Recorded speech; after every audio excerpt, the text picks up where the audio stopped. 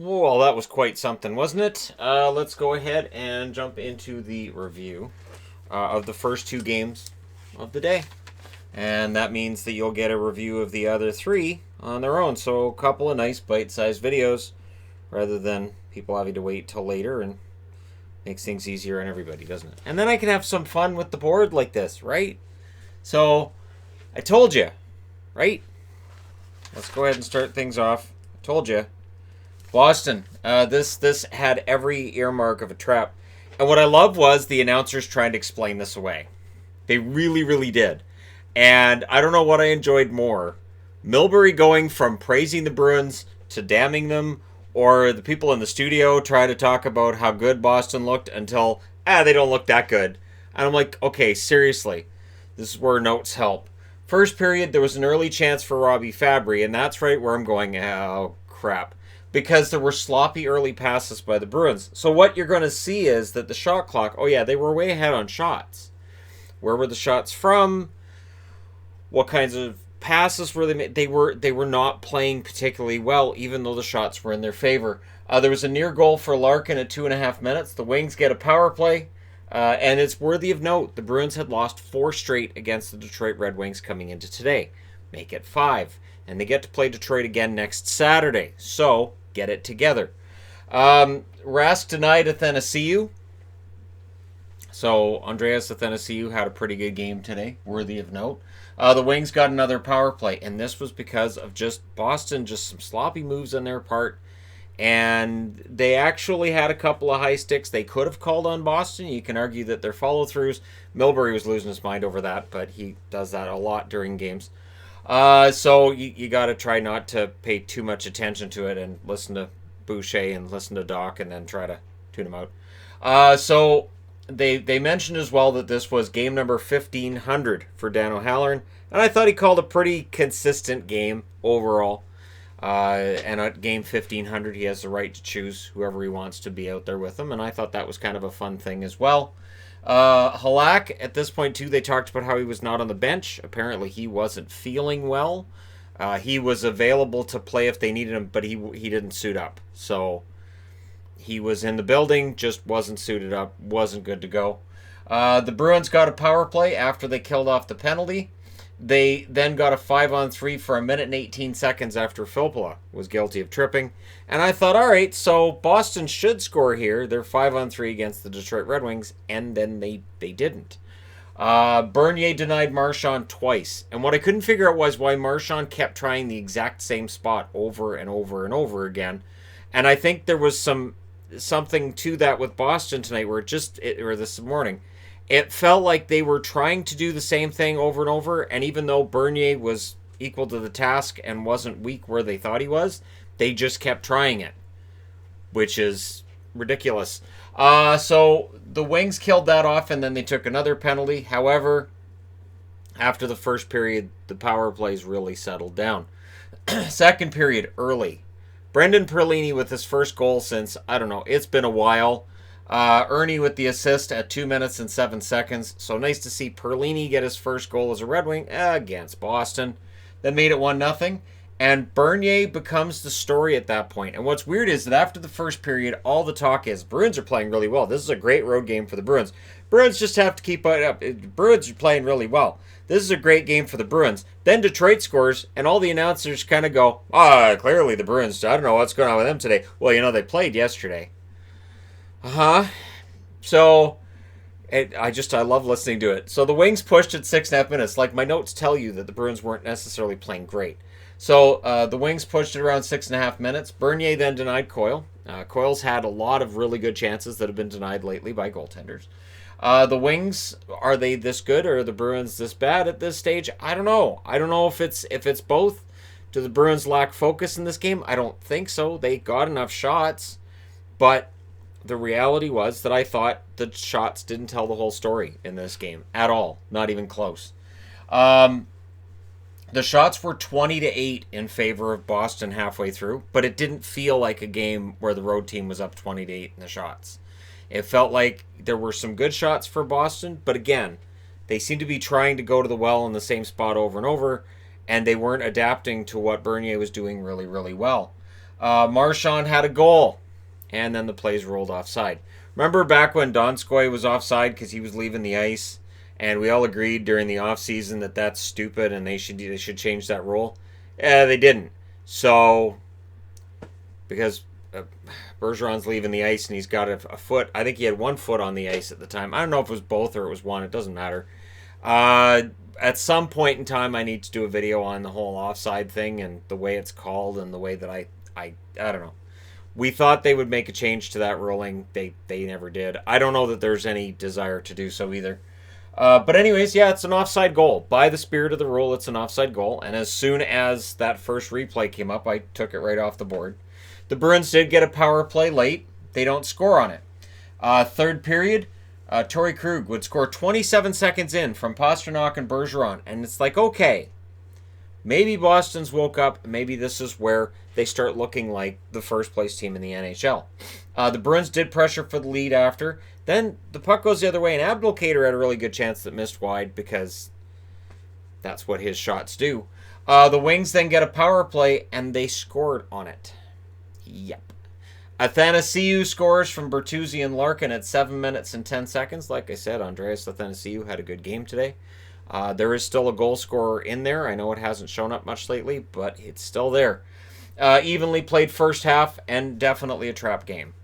So at that stage, you're full on in the trap, and even if you fight as hard as you can to get out of it, it's tough because you're on the road and you're down by 1. There's less than half a period left. The Wings did push as well. They pushed back at around that halfway mark. Bernier and some really good shot blocking was denying the Bruins in the second half of that period. Bernier would get the save, and when there were some really good shots being blocked as well. Bertuzzi had a really nice shot block that looked like it dinged him, but he was all right. There was a post for McAvoy. And then I've got to mention this. I understand Ovechkin's going for 700 goals, but NBC had to mention it every 2 minutes during the game in between periods. And so I've got the question, is he a Bruin or is he a Red Wing? Because they mentioned it it felt like every 2 minutes. They're like, the chase for 700. Remember the chase for 700. I know it's historic.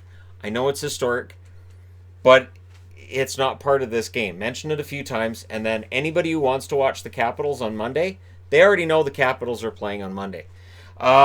Late break then for Larkin, almost made it 3-1, and then the Bruins pulled the goalie with 1 minute and 40 seconds left, and you know what's coming. Athanasiou with the empty netter from N and Hronik at 19:31, and then at the end of the game there was I'm not going to call it a scrum because it really wasn't that physical, so I'll say it was a disagreement at the end of the game between the two teams. I can only assume between who was going to buy the drinks for who. So yeah, the Red Wings win 3-1. Rask saved 17 out of 19 in the loss.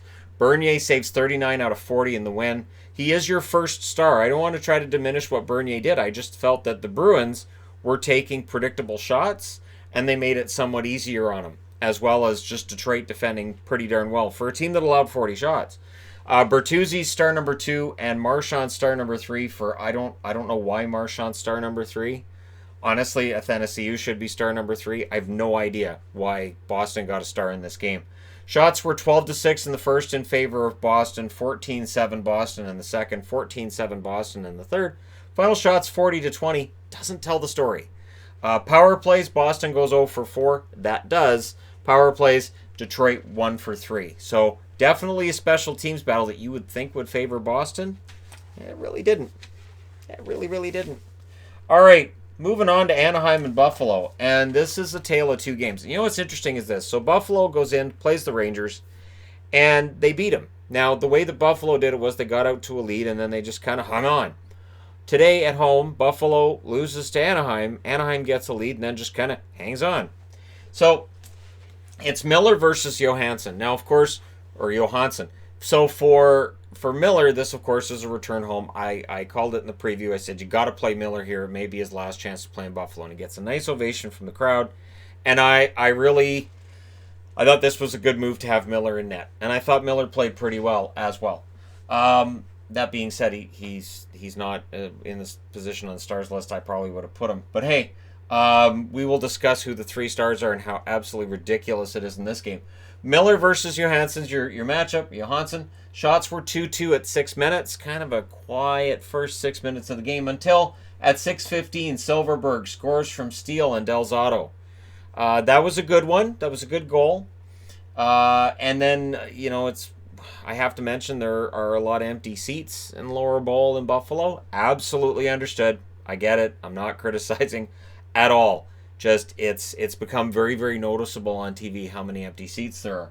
Getzlaf then scores from Raquel and Shore at 10:45. And that goal was okay. Not bad. Not an awful goal. No, the awful one's the third one, where Ritchie just kind of turns and flings it at the net, and it goes through the goaltender. Johansson really needs to save that one. Terry and Henrique with the assists at 12 minutes. Keep in mind, that was an awful goal and really shouldn't have gone in. But here's where I am going to credit the Buffalo Sabres. They don't pull Johansson. They didn't pull him. Ralph Kruger, smart move. They mentioned that Hammond was the backup at this point. So talk about Andrew Hammond, and of course, we can get into Hamburglar discussions and the whole Ottawa thing. But in reality, it feels like NHL teams don't trust Hammond in the net much at all. So Hammond's the backup tonight. Of course, he was called up on an emergency basis with Hutton having to not be in the game today for his own reasons. And so Hammond, I believe, played last night, so that may be why he didn't play this afternoon, or they just believe in Johansson. Now, here's the other thing. There was a Bronx cheer when Johansson made a save, but it was half and half, so I'm not going to say Bronx cheer for Buffalo, because there was kind of a yay when he made a save, because they had 3 goals on the first 6 shots. So when that 7th shot is saved, there was a yay, but then there was a genuine cheer from others in the crowd. And I like that. I like the idea of as a Bronx cheer goes up, other guys in the crowd go, yeah, no, we'll actually applaud the goaltender and actually genuinely try to prop him up. That's the way you're supposed to respond to a goaltender having a rough start like that. Dahlin had a chance to miss high. Terry's awarded a penalty shot, and he missed it. So, or Johansson stopped it. So Johansson stops the penalty shot. And they mentioned, and I'm going to agree with the announcers on this, that if that goal goes in, that penalty shot goes in, it's likely Johansson's out of the game and Hammond's in. But he stops it, so he stays in the game. Larson would score late from Wilson at 18:53, and it was kind of a brutal turnover by the Ducks that led to that goal, where Wilson just kind of banks it to Larson, and Larson gets it. So after that, Buffalo realizes, hey, we might be able to get this back. Eichel nearly gets one in the last minute. So it's 3-1 after one, but it really feels like, all right, the Ducks should be able to take this home. The problem is this, the Ducks have trouble offensively. They really do, and it showed up the rest of this game. Second period, Miller denied Girgensons. He also had a pretty fantastic save against Sam Reinhart. The Sabres would get a power play around the halfway mark, and Dahlin gets the power play goal from Eichel and Vesey at 11:41. It initially looked like Ristolainen had tipped it, but on the replay from numerous angles, it looked like it was straight into the net from the point. So big goal for Dahlin, and it makes it a 1-goal game. So they're only behind by 1, and the Ducks may be ready to choke one away. Power play for the Ducks then, but Johansson had been better ever since that 3rd goal. Johansson was playing very, very well. And so we go into the 3rd period with the score 3-2 in favor of the Anaheim Ducks. The Sabres pushed early on and often in that 3rd period. Eichel absolutely in beast mode. He played a lot in the 3rd period. I don't know the actual minutes, but I would be surprised if he didn't play more than half of the ice time in the 3rd period. He was out there a ton, which speaks to both his importance and the Sabres not really having anybody else in the lineup who can do what he does. Not even close. The Sabres were hitting posts. They were hitting the crossbar. They just couldn't quite get that in the net. Miller, some good luck in there. Also some pretty good play. Heavy pressure for the Sabres at the 6-minute mark. The shots were in their favor, I think, 9-3 at that point. It was 10-4 at the half. Johansson had a good stop on Josh Manson. Manson had a good shot from the point. Johansson managed to stop it. And again, Johansson's numbers get better as the game goes along. He ends up with a save percentage of almost .900 in the game. Pretty decent game for him overall after that absolutely brutal goal by Nick Ritchie. The Sabres get a power play. They call a timeout with 5:58 left in the period. That was in the middle of the power play just to give Eichel rest so they can leave him on the ice for the rest of the game. That's basically what it was. It was Ralph Krueger trying to figure out, okay, how do I get Eichel to play more? We'll call a timeout. The Ducks really honestly at that point looked completely gassed. Now, I understand they've been on a long road trip. It is possible that by this stage of the game they were gassed. But again, you're always hoping for a bit more of a pushback from a team and not so much a feeling of just hanging on by the skin of your teeth. So Eichel would not leave the ice much at all in that third period. They pull the goalie with 2 minutes and 1 second left. That was on an icing call, I believe, on the Ducks. And Miller robbed Skinner late, so Skinner almost got his first goal in 18 games. Not to be. He is still without a goal. And the Ducks really under siege late, right up until the last 10 seconds of the game. They were absolutely hemmed into their own zone quite a bit. And yet the Sabres can't quite tie it. So your final score is 3-2 in favor of the Ducks. A long season for the Sabres continues as the frustration's going to mount. And I'm kind of curious as to how the interviews in that locker room are going to go post-game. Seriously, it's bad right now with Buffalo, right? This wasn't supposed to happen this year.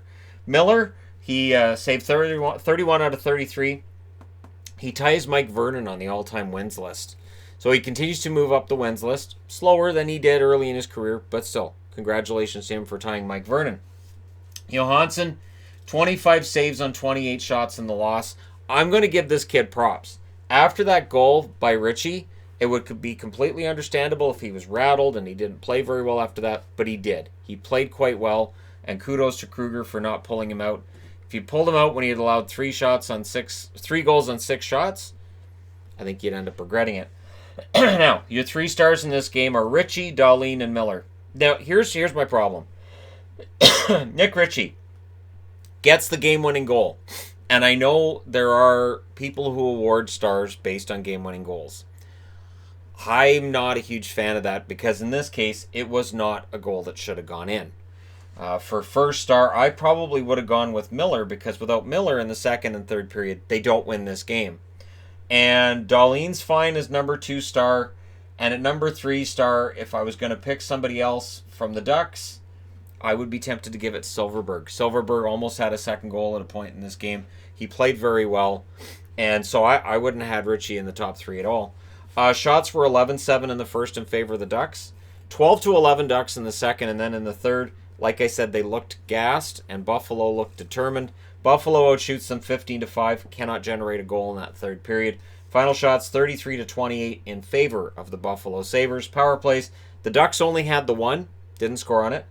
Buffalo had 2, and they scored 1 goal on their power play. So there you go. You guys are all caught up on the action so far today. We've got 3 more games to go, like I said, including one starting momentarily between the Kings and the Rangers in a rematch of a Stanley Cup final from not that long ago. But that being said, let me know your thoughts regarding these games in the comment section below. Don't forget to hit like and subscribe if you're browsing your way through. You just happened upon this video. And hey, thank you guys so much for all your support. I will talk to you again soon.